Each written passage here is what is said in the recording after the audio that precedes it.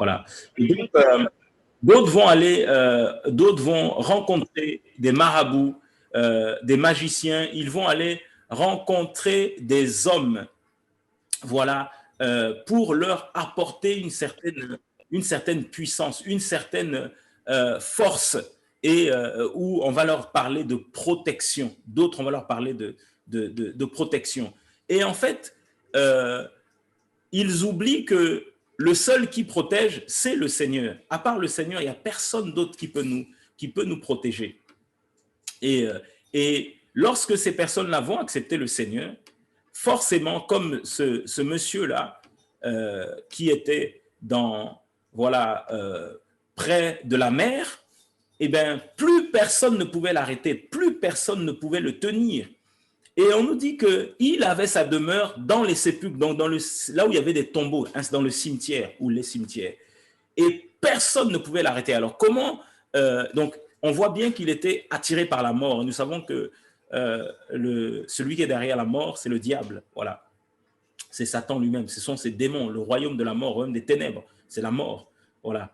Et donc, on nous dit que, car souvent il avait eu les fers aux pieds et avait été lié de chaînes, mais il avait rompu les chaînes et brisé les fers, et personne n'avait la force de le dompter. Donc il était vraiment la possession, la propriété de cet esprit impur qui était en lui. Et on nous dit qu'il était continuellement, donc le jour et la nuit, il était sur les montagnes et dans les sépulcres. Il criait et il se mutilait avec des pierres.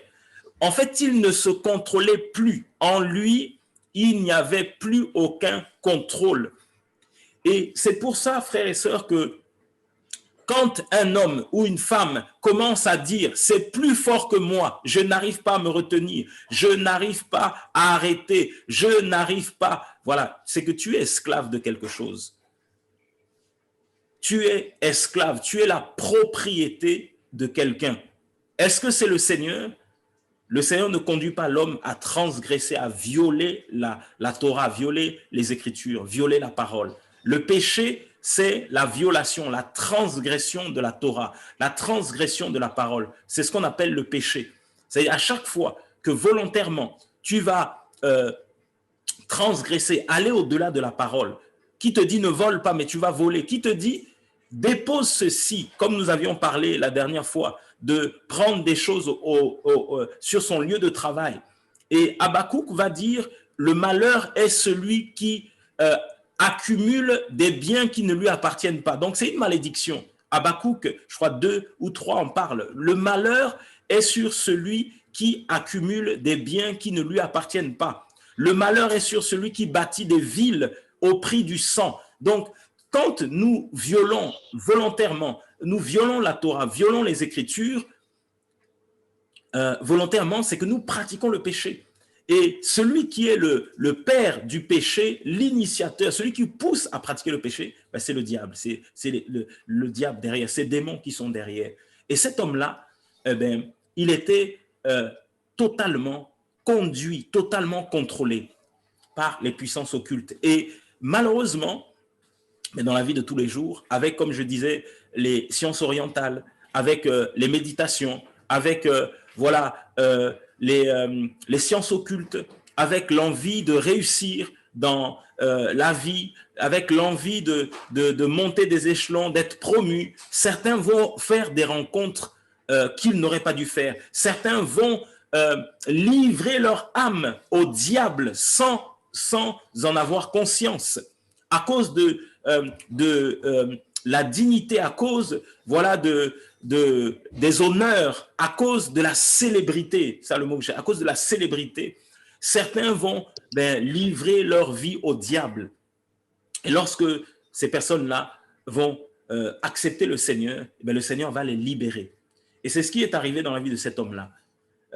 Et le verset 5, il était continuant nuit et jour sur les montagnes et dans les sépulcres, criant, voilà, et se mutilant avec des pierres. Donc, quand on prie pour les gens dans les assemblées ou même chez vous à la maison ou, je sais pas, dans la rue, quand vous priez pour quelqu'un et que cette personne commence à gesticuler, commence à crier, ce sont dans les Écritures. C'est qu'il y a un esprit derrière.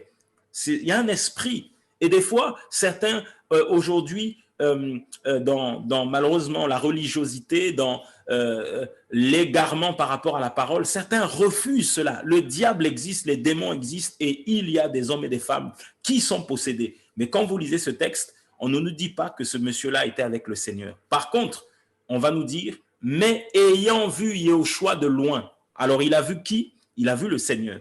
Alors, il y a quelqu'un qui s'appelle Yahushua, Jésus. Il y a un être qui est au-dessus de tous les êtres, le Père des esprits. Il n'y a que lui qui peut délivrer un homme qui est possédé ou une femme qui est possédée. Il n'y a que lui.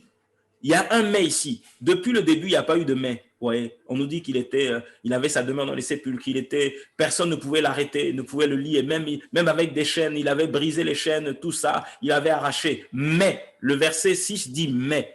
Donc, il y a, là, le Seigneur vient marquer que c'est la fin. Mais, voilà. Mais ayant vu Yahushua, il pouvait blaguer avec tout le monde. Il pouvait s'amuser avec tout le monde. Par contre, il y a quelqu'un devant qui il ne pouvait pas s'amuser. Il y a quelqu'un qu'il ne pouvait pas impressionner. Il impressionnait, il effrayait les hommes et les femmes qui étaient autour, les hommes et les femmes qui étaient dans ces contrées, dans ces villages, dans les alentours. Mais quand il a vu Yahushua, il l'a vu de loin, même pas de près. Parce que la présence du Seigneur, elle se sent à des kilomètres, à des milliers de kilomètres.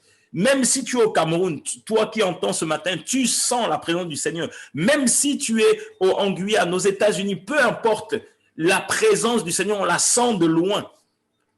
Et c'est magnifique, frère, c'est ce que le Seigneur nous permet de vivre.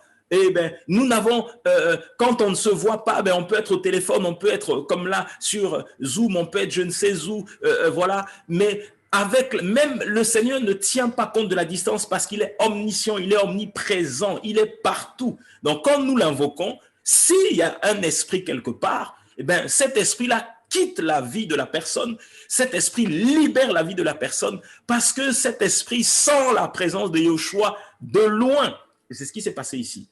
Mais ayant vu Yahushua, c'était sa fin, c'était la fin de son règne, la fin de sa domination, c'était la fin. La présence de Yahushua amène la fin de la possession. La présence de Yahushua amène la fin de l'esclavage, amène la fin des cris, amène la fin des mutilations, parce que ce monsieur se mutilait. La présence de Yahushua amène la vie, donc ça chasse la mort.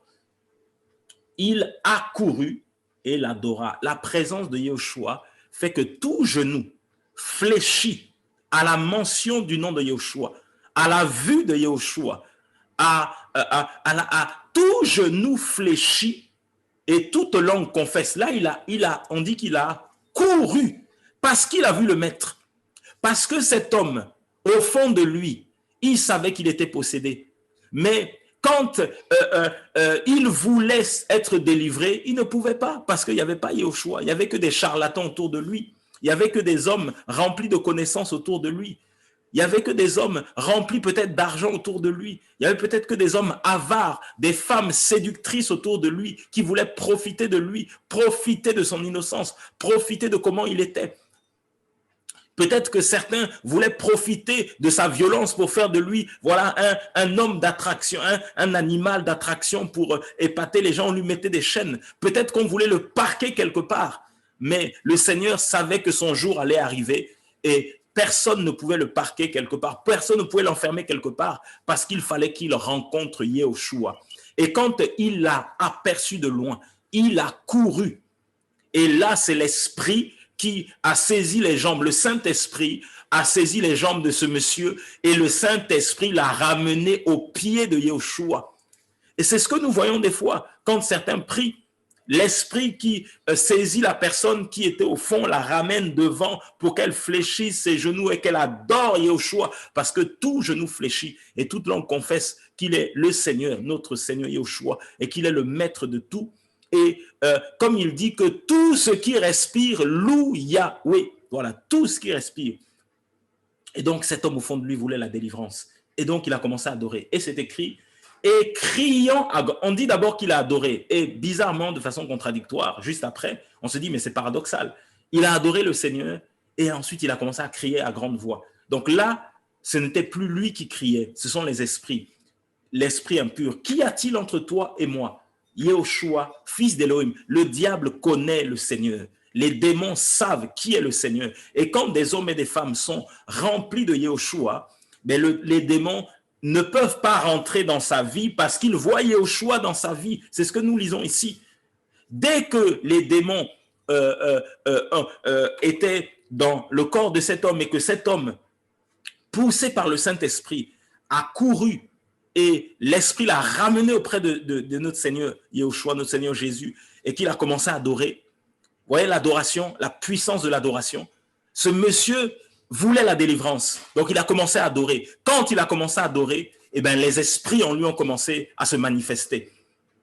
Parce qu'il y avait Yehoshua. Yehoshua l'a ramené, il a commencé à adorer, et directement, l'esprit qui était en lui a commencé à se manifester parce que l'esprit impur ne supporte pas la présence de Yehoshua. Comment un homme peut-il être possédé alors qu'il a Yehoshua dans sa vie? Et nous lisons ici qu'un esprit impur ne supporte pas la présence de Yehoshua. Alors comment cet esprit va te contrôler? Comment cet esprit va te posséder?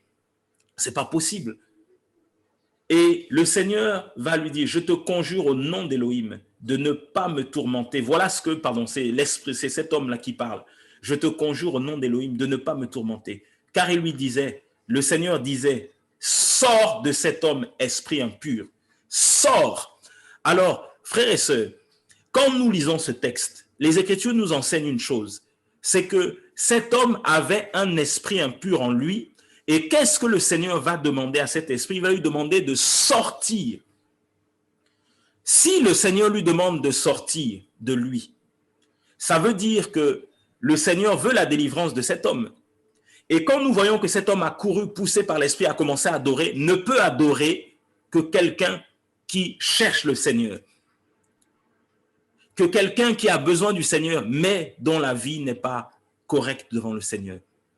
Ici, cet homme n'avait pas une vie correcte. Cet homme n'avait pas une bonne vie. Et c'est pour ça que les démons sont rentrés dans sa vie. Mais quand Yehoshua est arrivé, quand le maître est arrivé, ici on voit aussi des hommes et des femmes qui vont dans des assemblées, des hommes et des femmes qui, sans même parler d'assemblée, qui disent qu'ils croient au Seigneur, mais qui ont une vie de désordre. Ça me rappelle l'histoire de la femme samaritaine aussi.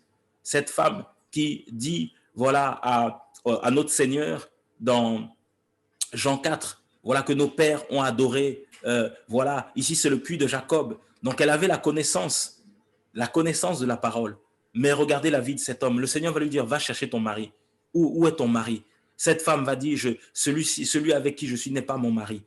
Et le Seigneur va lui parler. Donc elle va, toute sa vie va être dévoilée. Elle avait eu 6 hommes dans sa vie. Et là, elle rencontrait le Seigneur. Elle a été honnête. Mais pourtant, elle parlait des pères, elle parlait de Jacob. Elle connaissait les Écritures. Et nous disons que nous connaissons les Écritures, que nous connaissons le Seigneur. Mais est-ce que la vie que nous menons est une vie qui glorifie le Seigneur? Cette femme samaritaine m'a été conduite par un esprit d'impudicité, par un esprit d'adultère, parce qu'elle allait avec plusieurs hommes. Mais lorsqu'elle a rencontré le Seigneur, il lui a dit, si tu bois de cette eau que je donne, tu n'auras plus jamais soif. Ça veut dire que cette soif-là que tu avais vis-à-vis des hommes, tu n'arrivais pas à t'arrêter. Tu étais tout le temps, mais tout le temps attiré par les hommes. Dès que tu voyais un là, c'est comme si on t'avait mis des radars et puis tu commençais à tes yeux tourner dans tous les sens, tes pieds n'arrivaient plus à s'arrêter. Il dit, quand tu vas boire de cette eau-là, tu n'auras plus jamais soif. Plus soif, parce que je vais te libérer, parce que je vais te laver, je vais te purifier. L'eau de la parole nous lave, nous purifie, nous sanctifie, nous met à part. Et c'est ce que le Seigneur va dire à cette femme samaritaine.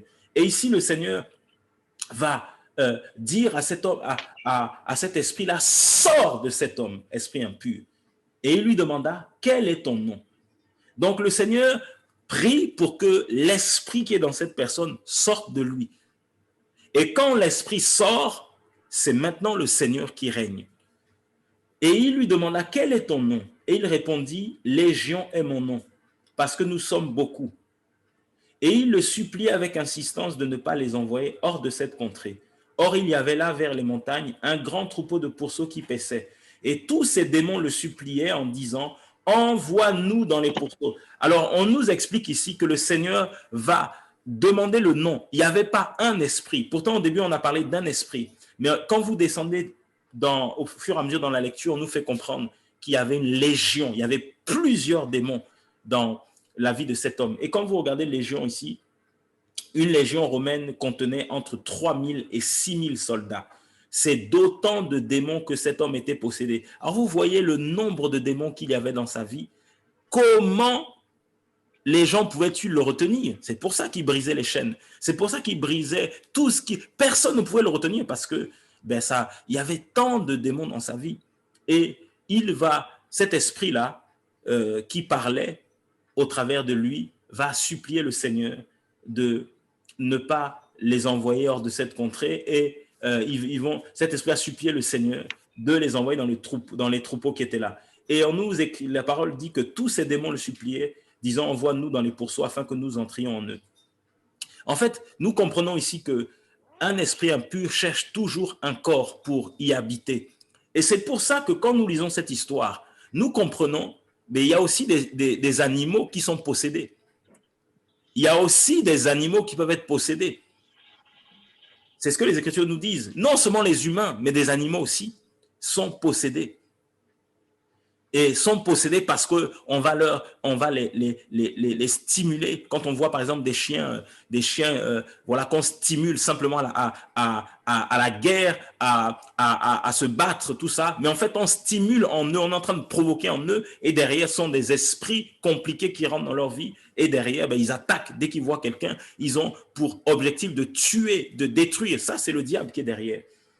Et tous ces démons le suppliaient, voilà. Et verset 13, et immédiatement, Yehoshua le leur permit, écoutez, et ces esprits impurs étant sortis, entrèrent dans les pourceaux, et le troupeau se précipita des pentes escarpées dans la mer.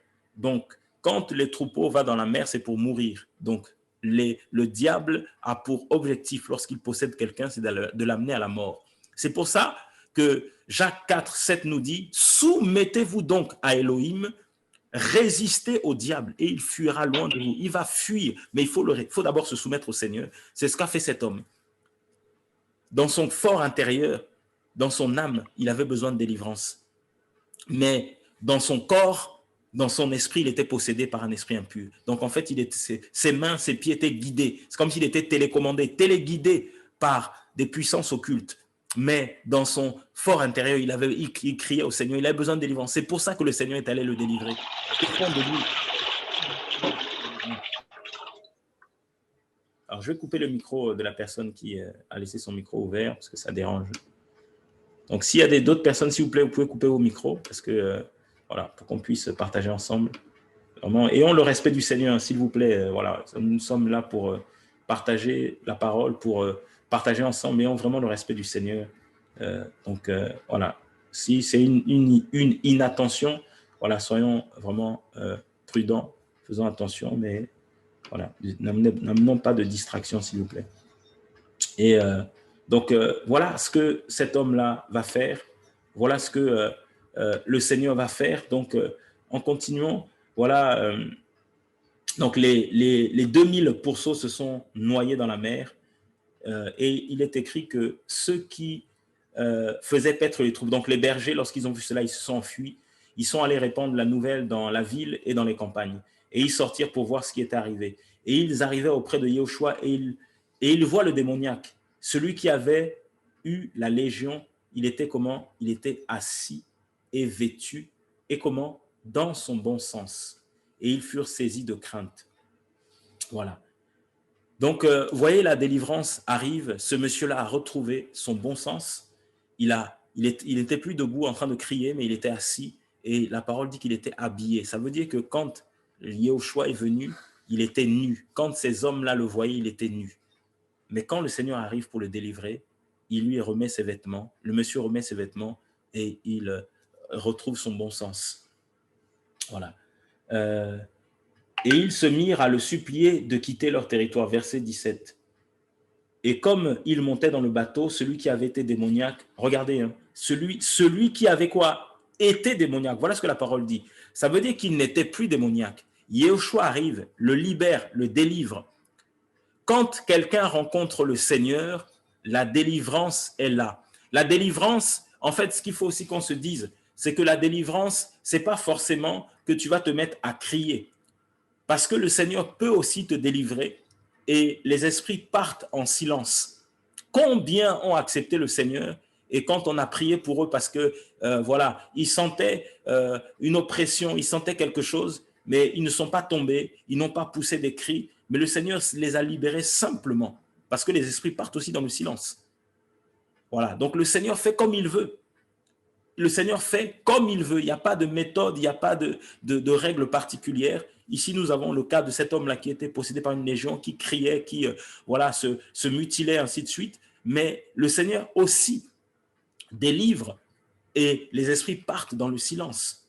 Combien n'ont pas témoigné, par exemple, que avant de rencontrer le Seigneur, ben, ils n'arrivaient pas à dormir parce qu'il y avait un esprit qui les dérangeait. Mais quand ils ont simplement accepté le Seigneur, mis leur vie en règle, c'est-à-dire qu'ils se sont soumis au Seigneur et ils ont commencé à résister au péché, à refuser le péché, eh bien, comme dit la parole, le diable a fui, il s'est éloigné, leur vie a été libérée.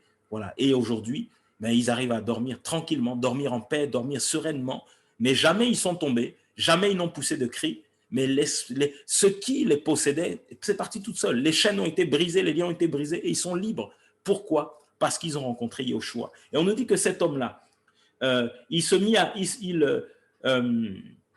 celui qui avait été démoniaque, il a supplié le Seigneur de lui permettre de rester avec lui. Mais Yahushua ne le lui permit pas, mais il lui dit, va dans ta maison, je vais descendre, va dans ta maison vers les tiens et raconte-leur les grandes choses que le Seigneur a faites pour toi et comment il a eu pitié de toi. Donc le Seigneur lui a fait grâce. Et il s'en alla donc et il se mit à publier. Il a commencé à prêcher. Donc c'était devenu un disciple du Mashiach. Quand on dit il a supplié le Seigneur pour le suivre, le disciple, c'est celui qui suit son maître. Donc ce monsieur-là est devenu disciple du Mashiach parce qu'il voulait suivre le Seigneur, il a accepté le Seigneur dans sa vie et il est allé publier, annoncer, prêcher, voilà, le Seigneur, les grandes choses que le Seigneur avait faites pour lui et tous furent dans l'étonnement. Voilà la conversion d'un homme qui était possédé par une légion, par un esprit impur, mais quand le Seigneur arrive dans sa vie, il est totalement libéré. Totalement libéré. Voilà, totalement libéré. Totalement libéré. Maintenant, je vais aller dans le lexique biblique pour comprendre voilà, le mot posséder là. Et puis, il y a un autre passage aussi qu'on va lire là, qui est aussi intéressant.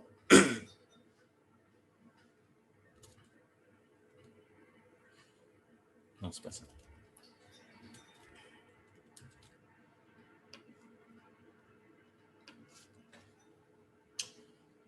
On va prendre Marc 5.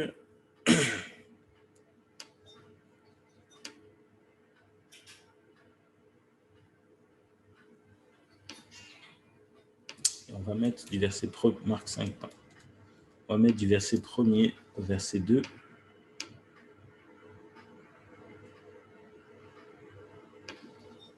Et on veut vraiment rester dans les Écritures, hein, pas dans les interprétations, pas dans les expériences. Nous voulons vraiment être éclairés par les Écritures, pas dans les interprétations.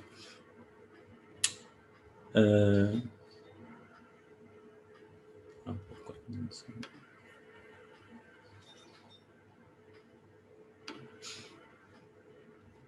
alors, ici, on nous dit, c'est une préposition, donc en ou n, par, avec, donc c'est associé avec parmi, sur, à travers, et on va lire, on va aller regarder les versets qui sont en bas.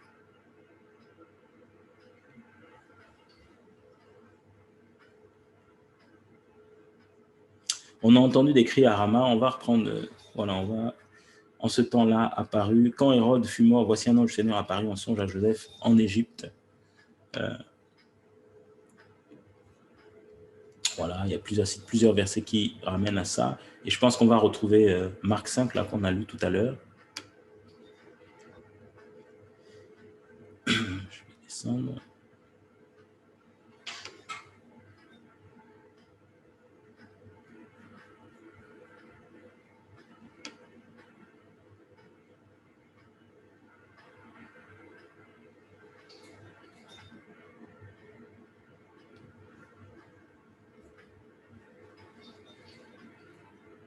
Donc ici, on nous dit, déjà, Matthieu 15, 33 dit, les disciples lui dirent, comment nous procurer dans ce lieu désert assez de pain pour rassasier une si grande foule. Donc, dans le mot là, grec qui est traduit par posséder, c'est dans, c'est à l'intérieur de la personne.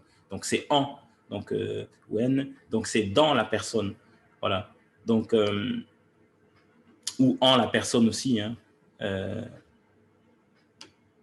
Si on reprend Marc, Marc, plusieurs versets là. Voilà.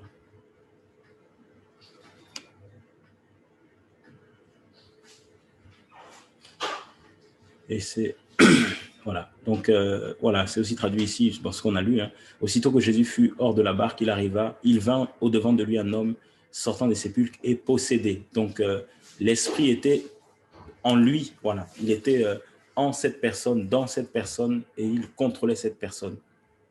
Voilà. Donc nous voulons vraiment rester dans les Écritures par rapport à ça. Et il y a un autre passage là qu'on va lire aussi. On va lire ça ensemble pour être aussi éclairé et vraiment nous faire du bien. Voilà, on veut rester dans les Écritures pour être vraiment encouragé. Et c'est dans le livre de Matthieu, voilà, 12, on va lire ça. Et c'est une bonne question, hein. C'est vraiment une très bonne question. Le retour de l'esprit impur, voilà. Matthieu 12, verset 43. Mais lorsque l'esprit impur est sorti de l'être humain. Donc déjà, la parole commence en disant que l'esprit impur est sorti. Nous avons vu dans Marc 5, le seul qui peut nous délivrer, qui peut faire sortir un esprit, c'est Yehoshua. Donc, si tu es tourmenté et que tu vas voir des marabouts, si tu es encore à ce niveau-là, tu vas voir des voyants, tu vas voir des hommes en te disant, si je vais voir cet homme-là, forcément je serai délivré. Là, tu as vraiment tapé à côté, tu es hors sujet. Et malheureusement, c'est pour ça que beaucoup se retrouvent devant des charlatans, parce que au lieu de chercher le Seigneur chez eux, d'invoquer le Seigneur, de prier le Seigneur, quand il y a des combats, quand ils sentent que voilà quelque chose qui ne va pas, ben, ils se disent, si je vois cet homme qui s'appelle je ne sais comment, si je vois ce bishop, si je vois ce pasteur, si je vais dans cette assemblée, parce que j'ai entendu que dans cette assemblée, il y a des délivrances. Si je vais là-bas, le Seigneur va me délivrer. Et tu vas là-bas, tu donnes ton argent, certaines fois, certains demandent de l'argent, tu vas là-bas, tu passes tout ton temps, et la personne en question va t'imposer les mains, mais tu retournes chez toi, les problèmes continuent. Pourquoi? Parce que le seul qui délivre, c'est notre Seigneur. Le seul qui délivre, c'est Yahweh. Le seul qui délivre, c'est la parole. Lui qui est la parole, c'est lui qui délivre et c'est le seul. Donc la parole dit, lorsque l'esprit impur est sorti de l'être humain, il passe par des lieux sans eau, cherchant du repos, mais il n'en trouve pas. Alors il dit, je retournerai dans ma... Il appelle sa maison. Donc, alors que la parole nous dit que nous sommes le temple, donc nous sommes la maison, voilà, du Seigneur. Mais lui, comme il était là avant, il dit, je vais retourner dans ma maison. Alors c'est pour ça qu'on va répondre à cette question. Comment des gens qui disent qu'ils ont le Seigneur, ils ont été délivrés, mais ils se retrouvent encore avec des esprits dans leur vie? Parce que quand l'esprit est chassé, comme les Écritures le disent, mais il s'en va, c'est vrai, parce qu'on l'a chassé au nom de Yoshua, mais il va, à un moment donné, chercher à revenir. C'est pour ça que quelqu'un qui dit « j'abandonne l'impudicité, j'abandonne le vol, j'abandonne la cigarette, j'abandonne l'alcoolisme, j'abandonne la drogue, j'abandonne ma vie de péché », c'est pour ça que tu es tenté, parce que l'ennemi veut te ramener là où tu étais. Et quand tu tombes, ben, il rentre. Quand tu ouvres une porte, il rentre à nouveau. Mais quand il rentre à nouveau, qu'est-ce que les Écritures disent? Alors il dit, je retournerai dans ma maison d'où je suis sorti. Et quand il arrive, il la trouve vide, balayée et ornée.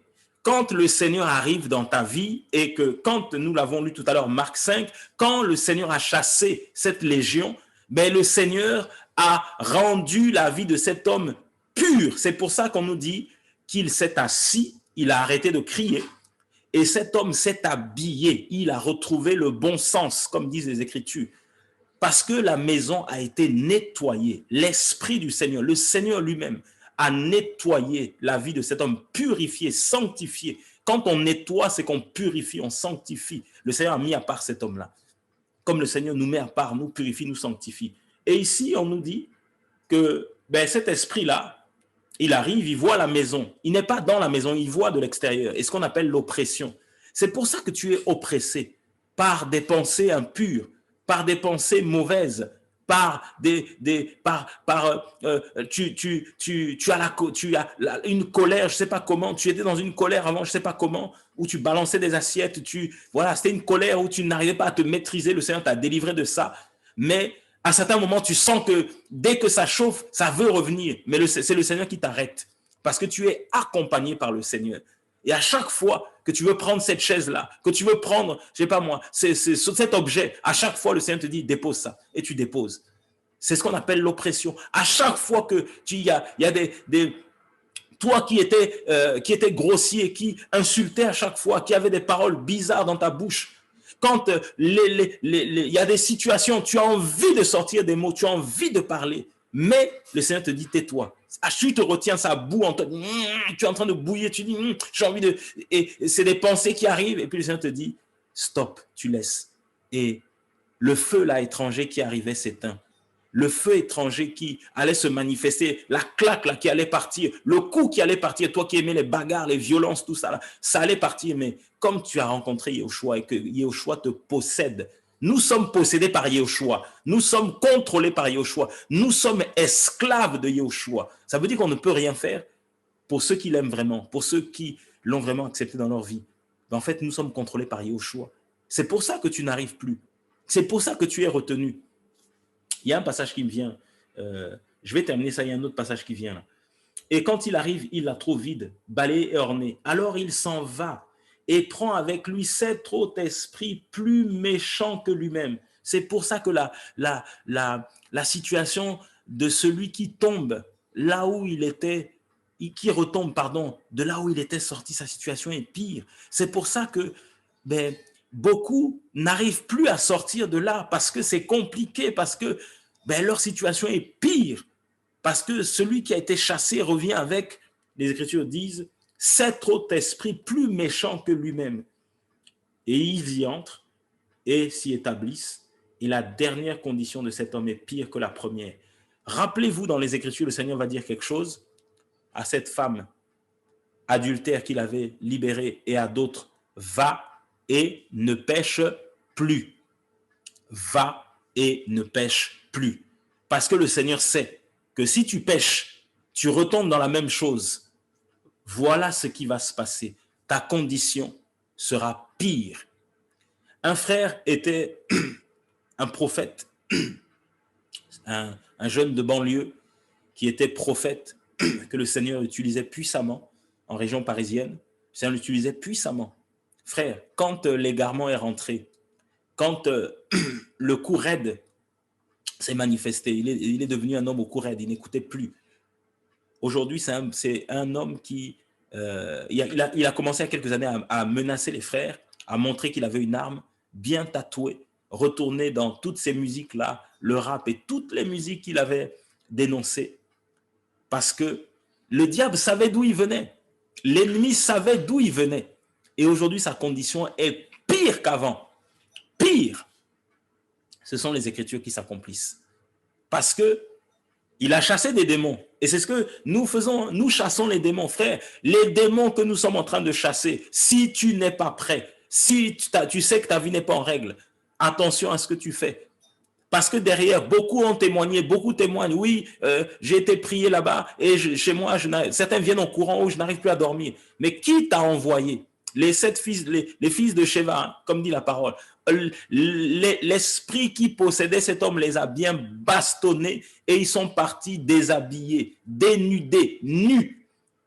Parce qu'ils pensaient que, voilà, ils pouvaient juste dire au nom de Jésus, de Yehoshua, que Paul prêche. Non.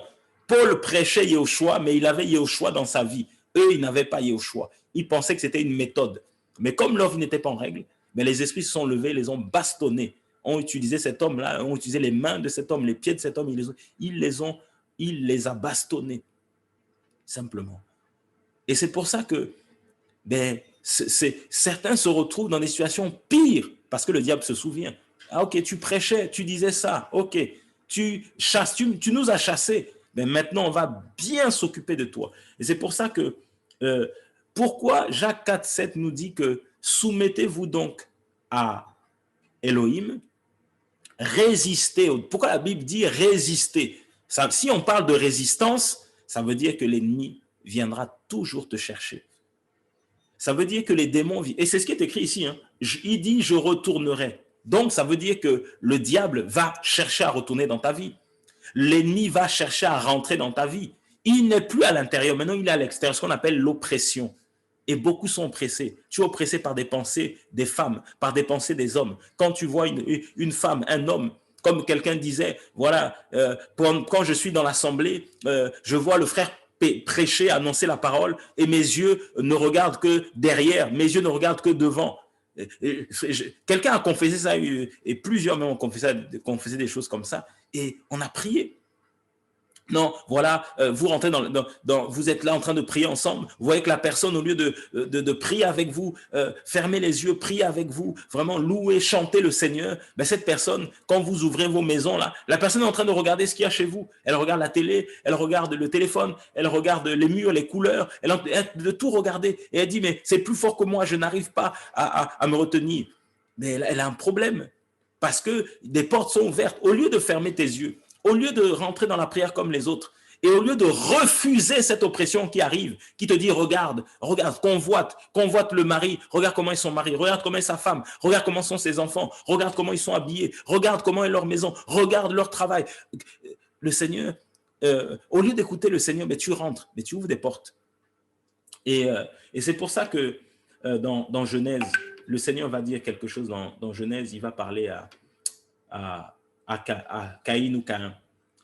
On nous dit ici, c'est le verset Genèse 4, verset 6. Yahweh, on va même lire un peu au-dessus là. Adam connut Kava, sa femme, ou Ève, sa femme, elle devint enceinte et enfanta Caïn ou Caïn. Elle dit, j'ai acquis un homme avec Yahweh. Elle enfanta encore Abel, son frère. Abel devint berger de petits bétail et Caïn devint cultivateur du sol. Et il arriva au bout de quelque temps que Caïn fit venir des fruits du sol en offrande à Yahweh. Abel, lui aussi, fit venir des premiers-nés de son troupeau et leur graisse. Yahweh porta son regard sur Abel et sur son offrande, mais il ne porta pas son regard sur Caïn ou Caïn, ni sur son offrande. Et Caïn ou Caïn fut très fâché. Voilà. La colère a commencé. On dit très, donc ça veut dire que c'est à un tel niveau, élevé. Et son visage fut abattu. La colère, une très grosse colère est montée en lui, mais ce n'est pas une simple colère, c'est une colère dans laquelle il y avait l'idée de tuer, du meurtre, du crime. Et son visage, et en même temps, il était abattu. En fait, il était jaloux parce que le Seigneur n'avait pas agréé son offrande. Il était jaloux de qui? De son frère. Et il est rentré dans une très grande colère. Et le Seigneur va lui parler au verset 6. Yahweh dit à Caïn, pourquoi es-tu fâché et pourquoi ton visage est-il abattu? L'amour du Seigneur, c'est de nous interpeller avant que l'ennemi nous conduise à l'acte. Les choses mauvaises, les choses qui souillent, ce ne sont pas celles qui sortent de la bouche de l'homme, qui rentrent dans la bouche de l'homme, mais sont celles qui sortent de son cœur. Parce que c'est dans le cœur, donc le lieu des pensées, dans l'âme, le lieu des émotions. Il était abattu au niveau des émotions. C'est les émotions. Il était fâché, c'est aussi les émotions, c'est le cœur. Et il avait des pensées de meurtre. Et le Seigneur va lui dire, si tu agis bien, n'y aura-t-il pas élévation si tu agis mal? Le péché est couché. Ici, le Seigneur va dire quelque chose. Le péché n'est pas encore rentré dans ta vie. Le diable, l'esprit là de meurtre n'est pas encore rentré dans ta vie, mais il est couché à la porte. Il est à la porte. C'est ce qu'on appelle l'oppression. Caïn était très fâché, il était abattu, c'est normal, c'est la jalousie, c'est un être humain. Mais par contre, le Seigneur va lui dire attention, Parce que là, à la porte de ton cœur, à la porte de ta vie, il y a un esprit qui s'appelle le meurtre. Il est juste couché. C'est-à-dire que tu n'as qu'à juste ouvrir la porte et il va rentrer et tu vas tuer ton frère. C'est ce qu'on appelle l'oppression. Tu marches comme quelqu'un marchait, un frère qui était il sortait d'une réunion de prière, pardon, et il est dans le métro et il voit une jeune femme qui le regarde. Et le frère dit, frère, il y a des femmes et des femmes. Il dit, et c'est un homme marié qui parle, il dit, frère, je sortais d'une veille de prière, j'étais en train de rentrer chez moi. Je tourne simplement le regard, je vois cette femme qui tourne son regard vers moi. Quand j'ai vu ça, j'ai dit, il faut que je fuis. Et la personne commence à l'aborder. Cette femme, oui, est-ce que vous voulez prendre un café? Il a attendu simplement le prochain arrêt. Il a taillé. C'est ce qu'on appelle l'oppression. L'ennemi commençait à lui envoyer des flèches, des pensées, regarde là. Lui, il a dit non. Là, si je regarde, c'est compliqué. Et en plus, deuxième oppression, viens, allons prendre un café. Il a dit là, c'est compliqué. Il a fait comme Joseph ou Yosef. Il est descendu du métro, il a fui. Il a dit là, c'est pas une question de discuter, de regarder une deuxième fois. C'est pas une question d'accepter de prendre un café. Derrière le café, il y a autre chose. Le café, c'est juste un hameçon, un appât. Pour que je sois la proie de cette Jézabel, de cette sirène des eaux. Et le frère a fui. Il est sorti du métro, il a fui. Donc ici, le Seigneur va dire à Caïn, si tu agis bien, en fait, tu seras élevé. Parce que nous sommes assis avec le Seigneur dans les lieux célestes, frères et sœurs. Nous sommes assis avec le Seigneur dans les lieux célestes. Et c'est Amen. de victoire, frère. C'est pour ça que les démons ne peuvent pas rentrer dans ta vie. C'est pour ça que le diable ne peut pas rentrer dans ta vie. Parce que nous sommes assis avec lui dans les lieux célestes, frère. Notre esprit est assis. Nous sommes assis. C'est pour ça que nous sommes sur terre physiquement, c'est vrai. Mais dans l'esprit, nous sommes assis avec lui dans les lieux célestes. Nous sommes, comme dit Colossiens, nous sommes cachés en Mashiach, caché en Christ. C'est pour ça. Comment quelqu'un peut être caché en Christ et en même temps avoir un démon dans sa vie? C'est pas possible. Comment quelqu'un peut être assis là-haut dans les lieux célestes avec le Seigneur et avoir un démon qui le contrôle? C'est pas possible. Et c'est pour ça que le Seigneur va dire que le péché est couché à ta porte, et le verset continue. Son désir se porte vers toi. Il va dire dans le livre, voilà, d'Éphésiens, quand il va parler de l'armure, les traits enflammés du malin, les flèches, les traits enflammés. Oui, nous avons des traits enflammés, des flèches qui arrivent, une parole qui va te déstabiliser, une pensée, une personne, un homme, une femme qui va passer devant toi, qui va te déstabiliser, qui va chercher à te déstabiliser, qui va chercher à te faire tomber dans la colère, te ramener dans les mauvaises pratiques que tu as abandonnées, te ramener dans les boîtes de nuit, te ramener dans le vol que tu avais abandonné, t'amener à tromper ton mari, à tromper ta femme, à tomber dans l'adultère, t'amener à faire, voilà, à tricher au niveau de ton travail pour être promu, à faire des choses qui sont contraires à la parole, à déshonorer la parole du Seigneur, à commencer à demander de l'argent. C'est un esprit, ça, qui possède les gens. Ils sont cupides.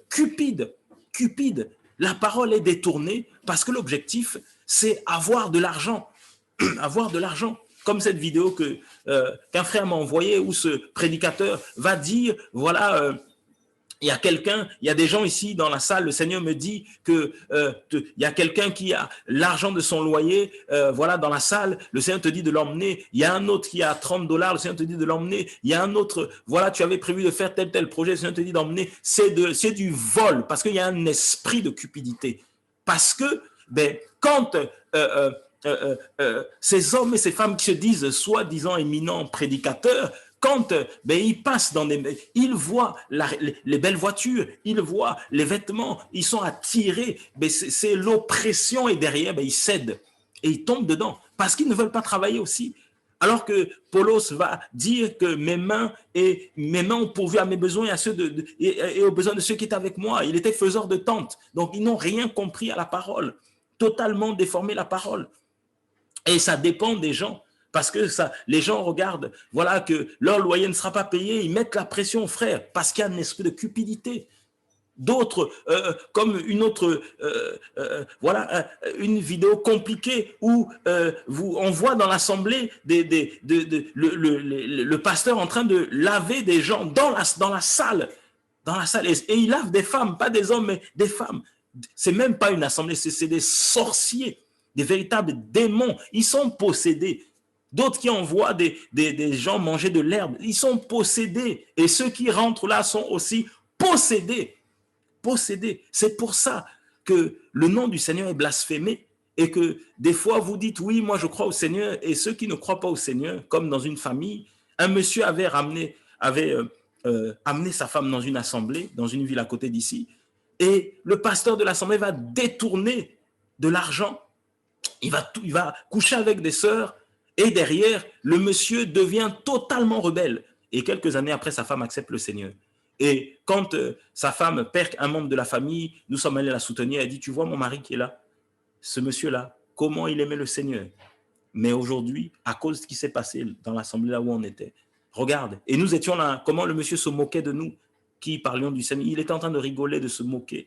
Voilà. Tout ça, c'est parce que derrière, une personne n'a pas agi correctement devant le Seigneur, n'a pas cherché à être, n'a pas pensé qu'il est élevé, assis avec le Seigneur dans les lieux célestes, mais cette personne a laissé l'oppression, la convoitise. Ce sont des flèches, ça arrive, des flèches qui arrivent. On va te proposer, voilà, toujours, oui, viens manger, oui, je t'invite au restaurant, voilà, je t'invite. C'est comme ça que ça rentre, oui, viens, on va manger. Derrière le manger, là, c'est un appât, c'est un hameçon. Il faut refuser aussi, il y a des invitations qu'il faut refuser. Tu n'es pas obligé d'aller manger partout. Il faut refuser cela. Tu n'es pas obligé d'accepter tout. Oui, tiens frère, j'ai acheté ça, c'est pour tout. Faut refuser. C'est pour ça que dans l'ancienne alliance, le Seigneur parle des présents. Il faut refuser les présents. Nous servons le Seigneur gratuitement. Nous le servons gratuitement. Nous le servons gratuitement. L'oppression. Un disciple du Mashiach, il est oppressé, comme ici avec Caïn, qui était descendant donc d'Adam et Ève, qui était le premier-né, voilà, de Cava, Ève et Adam. Mais à cause du péché, cet homme-là, il a laissé, les désirs se portent vers toi, mais toi, regardez, hein, son désir se porte vers toi, mais toi domine sur lui. Voilà la révélation aussi, on va lui dire. Tu es oppressé par des pensées de meurtre, mais je t'ai donné la domination. Un enfant d'Élohim, un enfant du Seigneur, un enfant de Yahushua, il a la domination. Nous repartons dans Genèse 1, 26. Genèse, là-bas le Seigneur va dire qu'il faisons l'homme à notre image pour qu'il domine. La domination. Luc 10, 19, voilà, il nous a donné le pouvoir, l'autorité, la puissance de marcher sur les scorpions, les serpents, sur toute la puissance de l'ennemi, et rien par aucun mal ne pourra nous nuire. Voilà, nous sommes oppressés, nous qui avons le Seigneur, oppressés de toutes parts, oppressés par les trahisons, oppressés par les mensonges, oppressés par tout. Tu veux dire la vérité, le diable te dit non, mens seulement là, dis seulement ça, ça va passer. Oppressé, oppressé. Tu es comme plusieurs témoignages, je ne sais pas pourquoi ça me revient, mais plusieurs ont témoigné la dernière fois, oui, je passe là, je vois tel article, telle chose dans mon travail, je prends tout ça. Tu seras oppressé, mais le Seigneur te dira, ne prends pas, parce que je t'ai déjà enseigné, ne touche pas, parce que ça ne t'appartient pas. Tu seras oppressé. Les désirs de cette chose-là, comme Cava, Ève, lorsqu'elle a vu l'arbre de la connaissance du bien et du mal, elle a vu le fruit, mais qu'est-ce qui s'est passé? Ben, ses yeux ont commencé, l'oppression, je vais lire ça aussi, l'oppression, Genèse 3.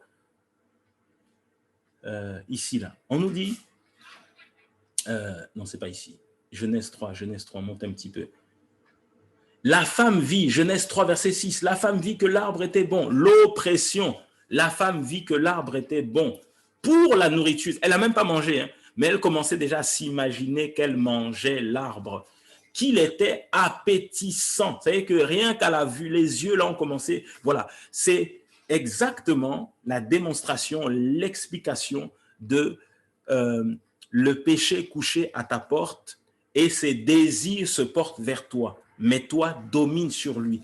Et bien là, la convoitise était rentrée. Le péché était déjà rentré. Elle commençait, elle avait des flèches qui lui disaient, mange, tu vois, c'est bon, c'est beau, c'est appétissant. Rien qu'avec les yeux, elle sentait les odeurs, elle sentait, comment dire, elle sentait le parfum, rien qu'avec les yeux. Rien qu'avec les yeux, elle s'imaginait déjà, elle se dit, c'est bon tout ça. Et que l'arbre était désirable pour prospérer, rien qu'avec les yeux. Donc elle était déjà fléchée. Et ensuite, qu'est-ce qu'elle a fait? Elle a pris l'arbre, elle s'est avancée avec sa main et elle a pris l'arbre et elle a mangé. Comme Caïn, quand nous descendons, qu'est-ce qu'il a fait? Au chapitre 4, Caïn parla à Abel, son frère. Il arriva que comme ils étaient dans les champs, Caïn s'éleva contre Abel, son frère, et le tua. Voilà. Donc, il a totalement failli. Il a ouvert une porte. L'esprit de meurtre est rentré dans sa vie. Voilà. L'esprit de meurtre est rentré. Et oui, il y a un frère qui a envoyé un message aussi. Il y a 1 Pierre 5, 8. Soyez sobres, veillez, parce que le diable, votre adversaire, marche comme un lion rugissant, cherchant qui il dévorera. Dans d'autres versions, on dit qu'il rôde. Ça veut dire rôder, c'est tourner autour de quelque chose. Voilà, rôder. C'est-à-dire que je cherche une occasion de rentrer. On peut aussi le lire. 1 Pierre 5. 1 Pierre 5. Voilà. Donc, tous ces passages nous confirment que celui qui a le Seigneur ne peut pas être possédé. Il n'y a aucun esprit dans sa vie, mais c'est de l'oppression. Et il rôde. Voilà. Soyez sobres, veillez, parce que le diable, votre adversaire, marche comme un lion rugissant, cherchant qui il va dévorer. Il n'a pas encore dévoré. La possession, c'est qu'il t'a déjà dévoré, il t'a déjà mangé. C'est pour ça que tu es contrôlé. Tu es totalement sous son contrôle, totalement sous sa domination. Voilà. Résistez-lui. Ça veut dire résister. Il y a toujours une résistance. Tu veux sortir du péché, tu veux continuer à marcher avec le Seigneur. N'oublie pas que tu seras soumis à des combats. N'oublie pas, il y aura des persécutions, il y aura des oppressions. Tu vas en vivre. Ne te dis pas, j'ai accepté le Seigneur. Oui, la vie est rose. Non, tu as accepté le Seigneur. Ce que toi, tu ne voyais pas comme péché, avec la parole, le voile tombe et tu dis, ce que je regardais donc comme émission, c'est un péché. Ben oui, c'est un péché. Et là, l'oppression commence à commencer. Regarde, change de chaîne, mets ça. Et le Seigneur te dit non, c'est pas ma parole. L'oppression. Quand il va te dire jette ses habits, jette ceci, jette cela, l'oppression, le diable te dit non, garde-les parce que garde-les, tu les mettras à une occasion. Le Seigneur te dit non, jette ça parce que tu es dénudé, parce qu'on voit tes formes, jette ça. L'oppression. Tu passes dans les magasins, tu te dis achète ça, tu dis non, j'achète pas ça parce que c'est pas la gloire du Seigneur. L'oppression. Résistez-lui étant ferme dans la foi, sachant que les mêmes souffrances sont imposées à votre fraternité dans le monde. L'oppression. Et nous sommes oppressés partout, tout le temps, nous sommes oppressés. Comme disait quelqu'un, si le Seigneur mettait un écran géant devant, comme là on se réunit, là, le Seigneur met un écran géant chez toi et te dit, regarde les pensées de tel frère, de telle sœur, je pense qu'on serait choqué. Si vraiment le Seigneur permettait ça, on serait choqué des pensées qu'il y a dans les cœurs des gens. On serait choqué. Si le Seigneur faisait ça, waouh, il y aurait des surprises. Et c'est pour ça qu'il dit, résistez-lui, résistez. Donc, si il nous dit de résister, c'est qu'il y a une opposition quelque part. Et parce que l'ennemi rôde, il rôde. Il rôde. Soyons vigilants, soyons prudents et que le Seigneur vraiment nous aide. Que le Seigneur nous aide parce que la victoire, elle est avec le Seigneur. Là, nous avons la victoire dans le Seigneur. Nous avons la victoire dans le Seigneur. Alléluia. Un passage qui fuit là. Seigneur, merci de guider encore, Papa. Merci de guider, Seigneur. Et de nous éclairer par rapport à ça, Seigneur. Oui, nous sommes oppressés. Nous sommes, Seigneur, attaqués, Seigneur. Mais Père, c'est toi qui nous gardes. C'est toi qui nous préserves, Papa. Alléluia. Et Seigneur, c'est pour ça que tu dis, esclaves, obéissez à vos seigneurs. C'est pas celui-là, pardon. Au reste, mes frères, soyez fortifiés dans le Seigneur et dans la puissance de sa force souveraine. Revêtez-vous de l'armure complète d'Élohim afin de pouvoir résister aux ruses du diable. Vous voyez, les ruses, il trouvera un moyen malicieux pour te faire tomber et pour rentrer dans ta vie. Mais le Seigneur nous dit, revêtons l'armure et nous allons pouvoir, nous aurons la révélation, nous aurons le discernement et nous saurons que là, ce qui arrive, ce sont des flèches enflammées du malin. Là, ce qui arrive, c'est que le péché est couché à ma porte et ses désirs se portent sur moi, mais il me dit de dominer. Voilà. Et avec l'armure du Seigneur, tu vas dominer. Parce que notre lutte n'est pas contre le sang et la chair. Oui, celui qui t'a blessé, celui qui te combat là, mais c'est un esprit derrière. C'est parce qu'il y a un esprit derrière, c'est pour ça qu'il te combat. Mais contre les principautés, contre les autorités. Voilà. Donc, derrière, il y a un esprit. Il y a des esprits, il y a des principautés, il y a des autorités, il y a des seigneurs du monde de la ténèbre, de cet âge, contre les esprits de méchanceté qui sont dans les lieux célestes. Voilà. C'est pourquoi prenez l'armure complète d'Élohim, afin que vous puissiez résister dans le mauvais jour et après avoir tout accompli, tenir ferme. Donc, c'est non seulement pour résister donc à l'oppression, mais tu prends l'armure du Seigneur afin que tu puisses tenir ferme et que tu restes fidèle et que tu n'ouvres pas de porte. Donc, il te dit la ceinture de la vérité. Marche dans la vérité. Voilà, à chaque fois, sois vrai. Pas dans l'hypocrisie, mais dans la vérité. Marche dans la justice. Garde pas ta justice, mais la justice de la parole qui est capable de te dire tu aimeras ton prochain comme toi-même. Aimez vos ennemis. C'est la justice de la parole. Et ayant vos pieds chaussés, prêts pour l'évangile, donc la passion de l'évangile, tes pieds courts parce qu'il y a la passion. Par-dessus tout, prenez le bouclier de la foi, la parole. Pardon, la foi, c'est la doctrine. Donc, la doctrine, c'est un bouclier. Ça empêche que tu sois, ça te protège. Ça te protège des hérésies, des fausses doctrines. La vraie doctrine, la doctrine de la parole te protège. Voilà, c'est un bouclier. Ça protège ta tête, ça protège ton corps, ça te protège. Voilà, c'est une muraille, la parole, la foi dans le Seigneur, la doctrine du Seigneur, avec lequel vous pourrez éteindre tous les dards. Vous voyez le bouclier avec lequel on pourrait éteindre tous les dards enflammés du mauvais. Donc, tous les désirs là qui se portent vers toi, avec la parole, tu vas les éteindre. Vous voyez, en fait, le Seigneur nous explique ici que c'est un feu étranger qui s'allume. C'est pour ça que des fois, tu es excité, tout ça. Parce qu'il y a un feu étranger. Il y a un feu étranger. Voilà. Et c'est pour ça que quand les désirs là se portent vers toi, ben, en fait, tu sens que ça démange. Pour ça démange, tu n'arrives plus à tenir en place parce que c'est un feu étranger. Mais il te dit domine. Parce qu'il t'a donné la puissance, il t'a donné la victoire. Il nous a donné la victoire. Yehoshua nous a donné la victoire. Il nous a donné la victoire sur tout ça. Et nous le bénissons vraiment pour sa grâce. Nous le bénissons vraiment pour sa puissance. Nous le bénissons vraiment pour ce qu'il est capable de faire, pour ce qu'il fait. Vraiment, nous le bénissons. Et il y a un autre passage là que je cherche. Seigneur, merci pour ta grâce, Papa. Merci parce que, Seigneur, tu ne changes pas. Pour terminer, je cherche juste un passage là. Et pour encore nous éclairer par rapport à ça.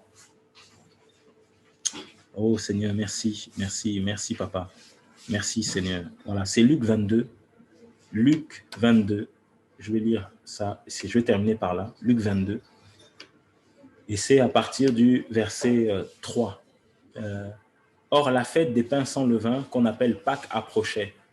Et les principaux prêtres et les scribes, cherchaient comment le tuer. Donc, comment tuer Yehoshua. Car ils avaient peur du peuple. Et regardez, mais Satan entra dans Yehuda, surnommé Iscariote, qui était du nombre des 12. Voilà ce que la parole dit. Amen. Voilà, la parole nous dit que Satan entra dans Yehuda, surnommé Iscariote, qui était du nombre des 12. Donc ça veut dire que Judas, le Seigneur l'a bien choisi, il n'avait pas de démon dans sa vie, mais à un certain moment, le diable est rentré en lui. Et on peut se poser la question, mais pourquoi le diable est rentré dans sa vie? Amen. Amen, amen. Voilà. Amen, amen. Le diable est rentré dans sa vie parce qu'il cherchait à livrer le Seigneur, mais il y a aussi un autre passage qui est intéressant, c'est dans Jean Alors, c'est dans le livre de Jean. On va prendre le livre de Jean. Et c'est le chapitre 13. Et on va lire ensemble. Je crois que c'est le verset, voilà, le verset 29. Car quelques-uns pensaient que Yehuda avait la bourse, que comme Yehuda avait la bourse, Yehoshua lui disait « Achète ce qui nous est nécessaire pour la fête ou donne quelque chose aux pauvres. » Celui-ci donc, ayant pris le morceau, sortit immédiatement. Or, c'était la nuit. Quand donc il fut sorti, Yehoshua dit « Maintenant le Fils d'humain est glorifié et Elohim est glorifié en lui. »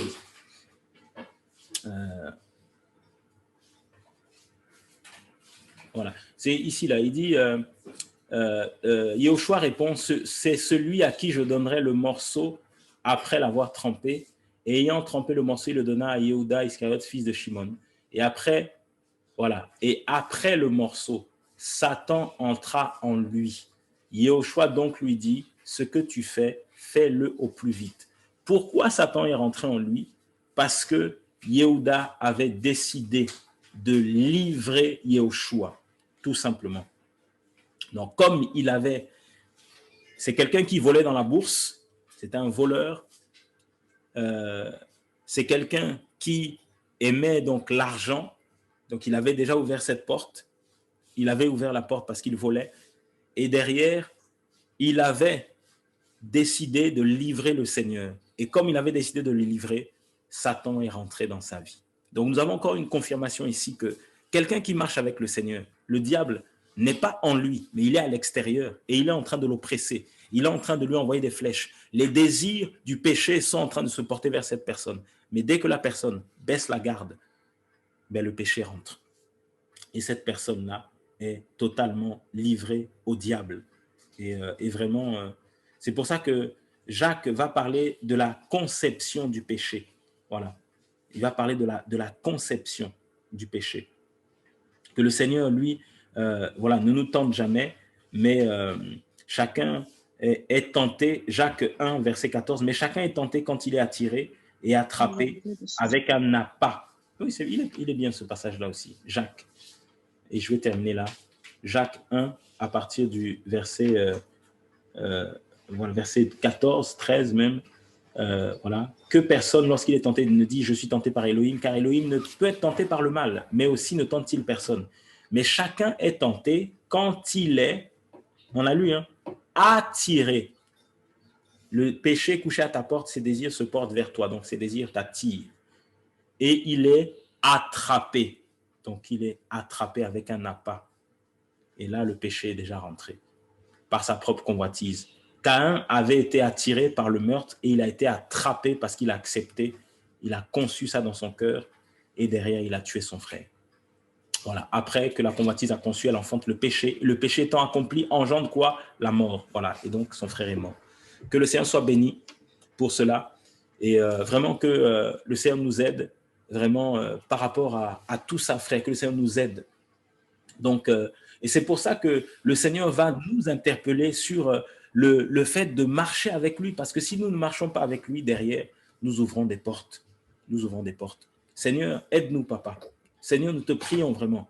Aide-nous, Père, à, Seigneur, marcher avec toi, parce que, Seigneur, nous avons des théories et des théories, Seigneur, mais ta parole, elle est vraie, Seigneur. Et Père, nous savons, Seigneur, parce que tu nous avertis, tu nous interpelles, que le diable rôde autour de nous, cherchant qui dévorer, parce qu'il veut détruire, il veut amener la mort. Seigneur, ta grâce, aide-nous, Seigneur, à nous soumettre à toi. C'est la première des choses. Comment résister? Comment demeurer? Comment ne pas ouvrir des portes? C'est se soumettre à ta volonté. Se soumettre, c'est être sous le Seigneur, être esclave du Seigneur, savoir que nous ne nous appartenons pas, savoir que nous t'appartenons. Et Seigneur, se soumettre, c'est obéir.